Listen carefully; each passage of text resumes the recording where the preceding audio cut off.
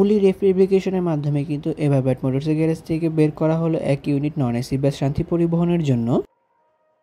Hello viewers, আসসালামু আলাইকুম। আজ এই নতুন ভিডিওতে আপনাদের সাথে শেয়ার করব শান্তি পরিবহনের জন্য 1 ইউনিট রিবডি করা বাস সম্পর্কে। সম্পূর্ণ ভিডিও জুড়ে আমি আপনাদের সাথে রয়েছি শামীম আলম। সম্প্রতি এভারব্রাইট মোটরসের গ্যারেজ থেকে সম্পূর্ণ 1 ইউনিট রিবডি এবং রিপেন্ট করা বাস যুক্ত করা হয়েছে শান্তি পরিবহনের বহরে। জাপানি হিনু একে-1 মডেলের চেসিসের উপর রিফেব্রিকেট করানো হয়েছে এই বাসটিকে, যেখানে পূর্বে এই বাসটি সাতক্ষীরা এক্সপ্রেসের বহরের হয়ে সার্ভিস প্রদান করলে বর্তমানে এই বাসটি শান্তি পরিবহনের বহরে যুক্ত করা হয়েছে। এভারব্রাইট মোটরস এই বাসটিতে কিন্তু ক্যাপসুল বডির আদলে বাসটির বডিকে নির্মাণ করেছে এবং বাসটির ফ্রন্টে ব্যবহার করা হয়েছে লাক্সানা ডিসকভার SR3 মডেলের বডি শেপের ব্যবহার এবং রেয়ারে ব্যবহার করা হয়েছে লাক্সানা SR3 মডেলের বডি শেপের ব্যবহার। বাসটির ফ্রন্টে এলইডি এবং এক্স হেডলাইটের ব্যবহার করা হয়েছে এবং রেয়ারে ব্যবহার করা হয়েছে ক্লাসিক ক্যাপসুল বাসগুলিতে যেসব ধরনের টেল লাইটগুলো ব্যবহার করা হয় সেগুলো এবং লাক্সানা বাসের ফেক বার্ন লাইটের ব্যবহার। জাপানি হিনু একে-1 মডেলের বাসগুলো দিয়ে কিন্তু প্রায় 1 যুগের বেশি সময় ধরে সার্ভিস প্রদান করতে পারা যায়, যার উদাহরণ হিসেবে আমরা এই বাসটিকে তুলে ধরতে পারি। অনেক তো বাসটির বাইরের অংশ ঘুরে দেখালাম, চলুন এবার একটু বাসটির ভেতরের অংশ থেকে ঘুরে আসা যাক।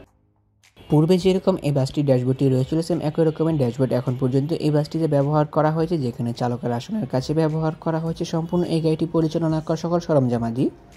2x2 ফরমেশন মানে ইকোনমিক ক্লাস ফরমেশনে এই বাসটিতে ব্যবহার করা হয়েছে সর্বমোট 40টি সিটের ব্যবহার, যেখানে সর্বশেষ রোতে 5টি সিট দেওয়া হয়েছে এবং প্রতিটি সিটের সামনে কিন্তু হিউজ পরিমাণ লেগ স্পেসে ব্যবহার করা হয়েছে, কিন্তু কোনো প্রকার লেগ রেস্টের ব্যবহার নেই।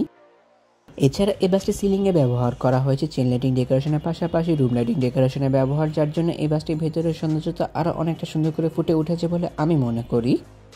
সিটগুলো প্রসঙ্গে বলতে গেলে প্রতিটি সিট বেশ বড় এবং আরামদায়ক। যাত্রীদের কমফোর্টেবল এনশিওর করার জন্য প্রতিটি সিটে বেশ ভালো পরিমাণ স্পেস দেওয়া হয়েছে, যেখানে প্রতিটি সিটের সাথে ব্যবহার করা হয়েছে মখমল কাপড়ের ব্যবহার, যেটাকে আমি নন এসি বাসের জন্য বেশ পারফেক্ট বলে মনে করে থাকি। প্রতিটি সিটের সাথে কিন্তু ব্যবহার করা হয়েছে হিউজ পরিমাণ স্পেসের ব্যবহার।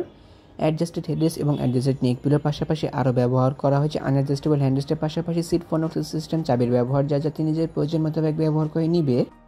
প্রতিটি সামনের সিট থেকে পেছনের সিটের ডিস্টেন্স বেশ ভালো মাপে রাখা হয়েছে এবং চিপ জুস স্ন্যাক্স ক্যারি করার জন্য নেটের ঝুড়ি ব্যবহার করা হয়েছে এবং পায়ের কাছে লেগ হ্যাঙ্গারের ব্যবহার করা হয়েছে।